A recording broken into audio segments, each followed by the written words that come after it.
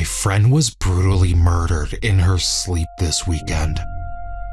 When the police found her, she was laying on top of her duvet with a slit in her throat. No trace of her killer was ever found. Upon retrieving some of the things for her family today, I stumbled across her diary. What you will hear is her account of the last 7 days of her life.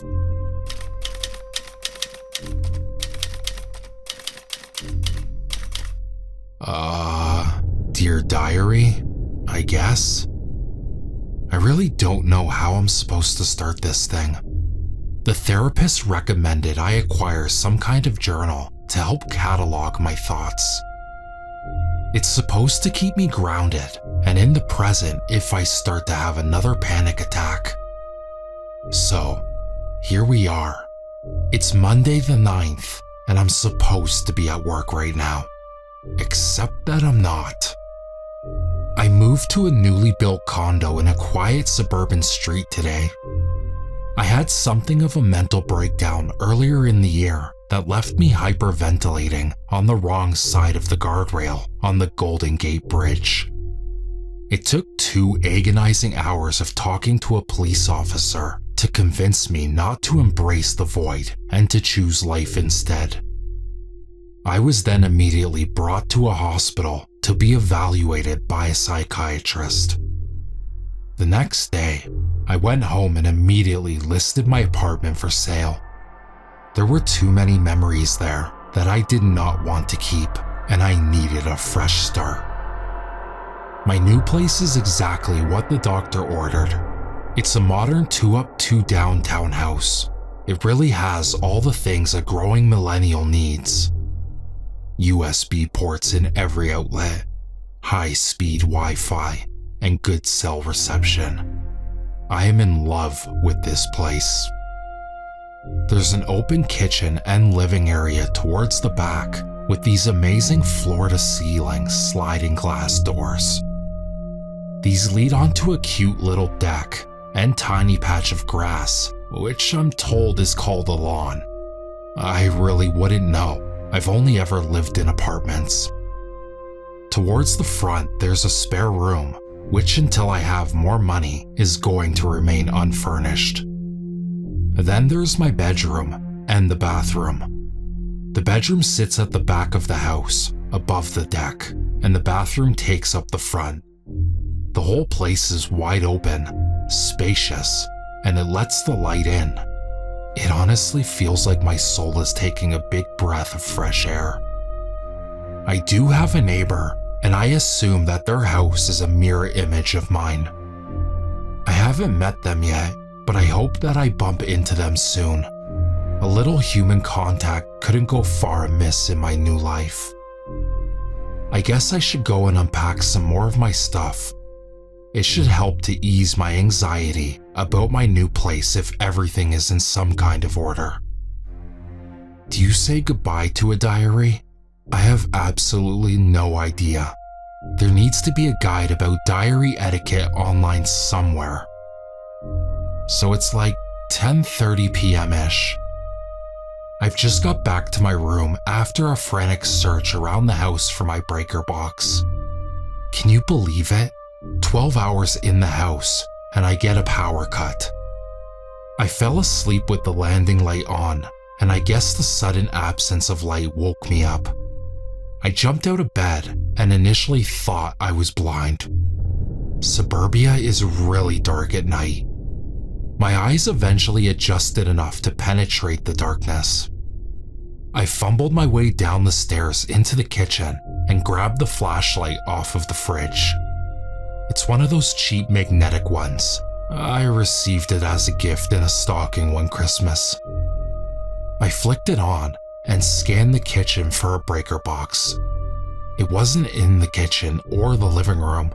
It was in the spare bedroom behind 4 boxes of my junk. I moved the boxes and lifted the lid to the breaker switches, but nothing had tripped. I was just thinking about which number I would need to dial to get some kind of idea of the situation when there was a dull thud followed by a sharp click. Confused and out of sorts in unfamiliar surroundings, I held my breath for about 5 seconds, and then I heard the hum on the fridge. The power was back on. I emerged from the spare room into the partially illuminated kitchen and approached the fridge to reattach the flashlight. I thought I caught a glimpse of something in the corner just as I was about to turn and head for the stairs. It looked like there was a figure on the deck. I immediately rushed for the outdoor light switch. It was one of those really bright security lights. They're usually activated by proximity, but need to be reset in the event of a power cut. There was a burst of light onto the deck and the lawn behind it, but there was no trace of anything. No figure, no footsteps. Whatever shadow I thought I had seen evaporated like mist. Great, I think I'm losing it again.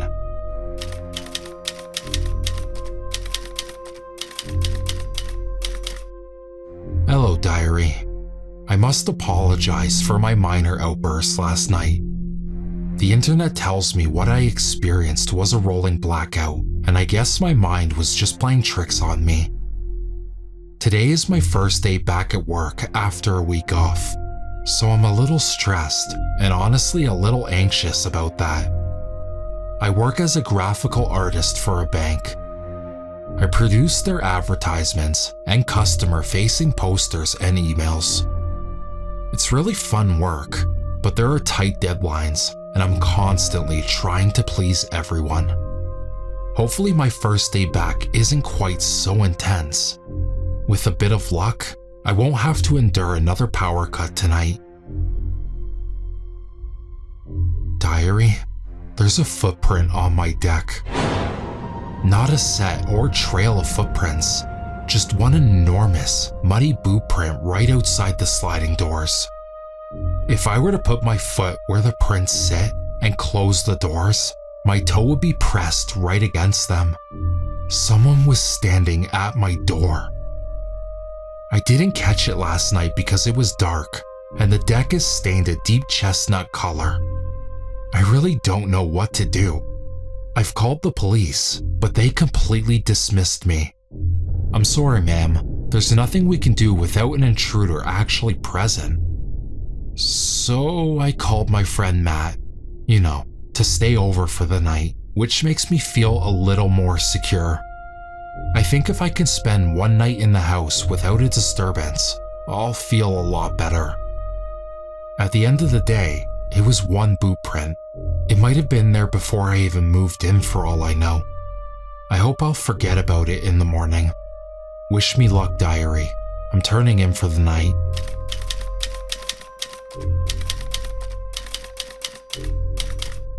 Good morning, diary.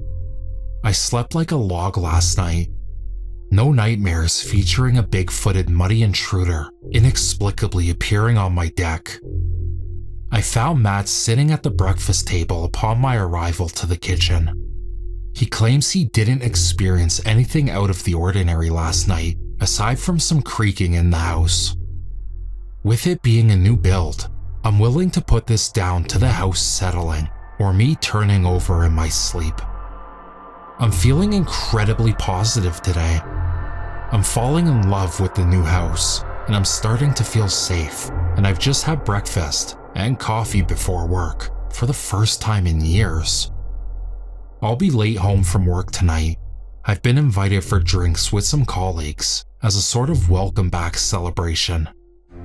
It'll really be nice to get out of my head for a while, even if it is aided by alcohol.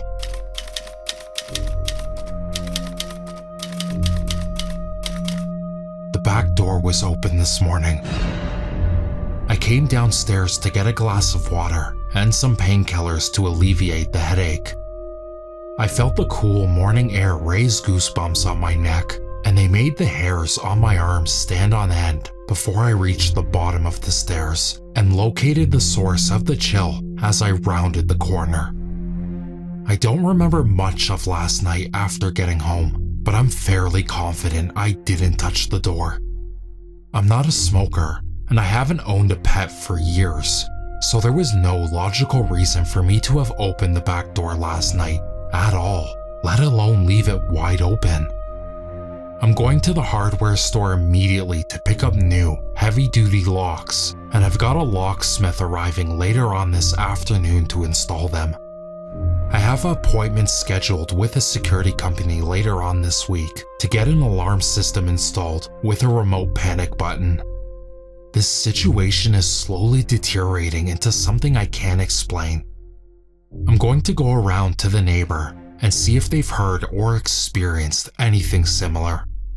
I definitely feel better if I had a nearby friend that I can turn to for support. I can't keep calling Matt every time I make a stupid mistake when I've had one too many daiquiris. So I don't think anybody lives next door.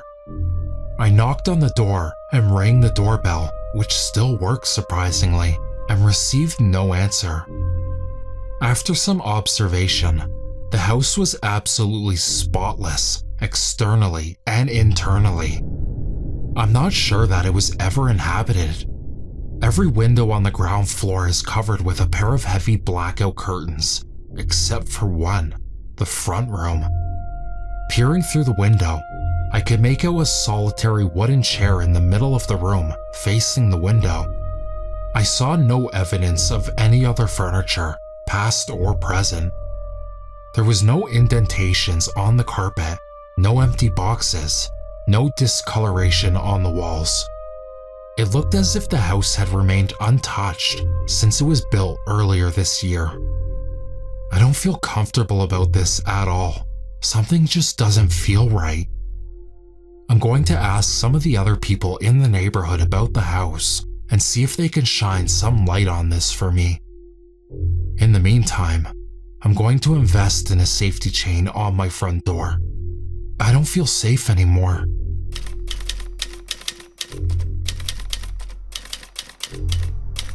Friday the 13th, one of only 2 unlucky days this year. I'd like to say that I don't believe in superstition, especially as my therapist believes that it doesn't have a positive effect on my mental health. However, today has been extremely negative for me. My declining attention at work has caused them to put me on a short stress leave. My supervisor believes that I may have returned to work a little too soon, and so I've been told to take this Saturday and the entirety of next week off just to get my shit together. I think I'm just going to spend the entire time in bed. I don't have the energy for anything else. The locksmith hasn't been able to get to my house yet either. It's apparently break-in season, whatever that means, and he's been snowed under with lock changes. I've bought and attached a safety chain to my door. It's really funny. I don't even know what I'm trying to keep out at this point. I just want to feel comfortable in my new home. It happened again. There's no way this is a coincidence. 2 power cuts in 5 days in a new build? I can't rationally explain this away. I wasn't even asleep at this time. I was laying in bed, staring at the ceiling and fantasizing about the Golden Gate Bridge when my thoughts were rudely interrupted by a sharp click and a dull thud from outside. I was plunged into almost complete darkness and I started to panic. My heart started pounding like it was attempting to crack open my sternum and escape my chest. My breathing became shallow and rapid, like oxygen was suddenly in short supply and I needed every molecule that was available to me. I immediately sat upright and was suddenly very alert. I listened hard for any sound that might seem out of the ordinary. I couldn't hear anything over the sound of my own breathing and the constant pounding drumbeat in my chest. I swung my legs over the edge of my bed and gingerly dropped my feet onto the carpet. I had recently relocated my flashlight to my bedside drawer and I hastily retrieved it. After a few seconds of fumbling around with shaky hands, I found the on switch and the darkness gave way to an orange glow that now felt familiar and offered a tiny scrap of comfort for my nerves. There was a creak from downstairs. I entered the landing and and listened with heavy breathing. I wasn't sure if I was preparing to run or to club an assailant with my tiny flashlight, but I was prepared for something. There was no sounds. I crept down the stairs, one at a time, listening for the faintest sound. After 5 minutes of silence, I was satisfied that my kitchen was free of intruders. I approached the back door and gave the latch a solid tug. It was locked tight. I headed to the front door and ensured my safety chain was still secure. My final stop was to check the spare room for the breakers. I'd left the boxes out of the way from the last time. Unsurprisingly, the switches were all up. In my complete panic, I had dialed 911. Feeling my cheeks flush a little with embarrassment and regretting having been so hasty, I retired to the couch to await the arrival of the police and thought of what I would tell them to convince them I wasn't either crazy or wasting their time. The police arrived with a knock at the door. I approached cautiously and opened the door a tiny crack through which I could check that they were actually police. When I was sure, I carefully slid back the safety chain and eased the door open for them to come in and search the house for intruders. They seemed distracted with something else, as if they had better things to be doing, which they probably did. Their search was basic, checking under beds, in wardrobes, with just a curious glance into the bathroom. I was left with a copy of a police report and the instructions to dial 911 again if I felt unsafe. Sleep came for me there on the couch around 2 a.m. and I had woken up around 5:35. I'm really tired and I need coffee. Fuck this house.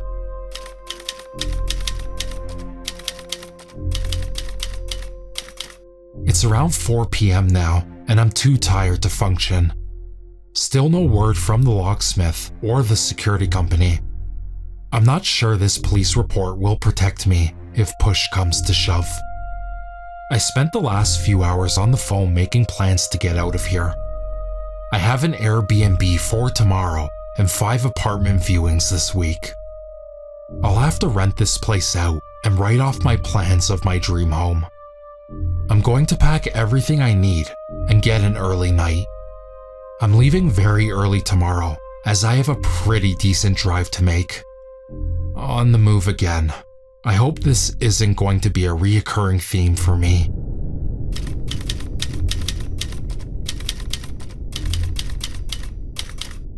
Hi there, diary. I didn't move out this morning. I found myself unable to leave my bed and unavailable to answer the phone. I made some mistakes this week, diary. I think it was good that I bought a security chain for the door. It's smart, cheap, and simple. Double-checking doors and the window is also a great plan for when one fears an intruder. The security system would have been proven to be overpriced and ineffective had it arrived before my departure. The new fancy deadbolt would have appeared to have been of little use also. These things only serve to keep intruders out. My first mistake was checking in on the house next door. I forgot to lock my door. Or maybe it didn't occur to me as necessary. I was only a few feet away, right? What could possibly happen? My second mistake was falling asleep on the sofa yesterday morning. It was careless. I was exhausted from my ordeal, and after seeing the police officers, I'd neglected to reset the chain on the door. My final mistake was being so loud on my phone throughout the day on Saturday. Anybody could have heard my plans to leave, and so quickly too. It was almost like I was fleeing. That would have been smart. You see, I was right in my Friday panic. There was a reason to be scared. He was hiding behind the shower curtain. The police didn't see the muddy print on the floor, nor did they see the sprinkles of dirt on the bath mat. They didn't even turn the light on. When I left for coffee, my uninvited house guest crept under my bed and waited. When I retired to bed early, he waited for my breathing to become slow and deep. He then emerged like a ghoul and produced a blade. A beautiful thing, really. The blade was pressed against my throat for a brief second before it glided across and all of my blood spilled out. I gasped for breath. I tried to scream. Nothing came out. With my eyes wide and my hands clasping at my throat, trying in vain to stop the crimson flow, I'd imagine my last thought was a wish that I had spent a little extra cash and got that Airbnb one night earlier. My life faded and I collapsed, motionless on top of my duvet. The man then reached under my mattress, produced my diary, and proceeded to fill in my final day. Wouldn't it be such a shame if I ended the week on a Saturday? P.S. If you're listening to this right now, maybe check behind your shower curtain before locking yourself in at night.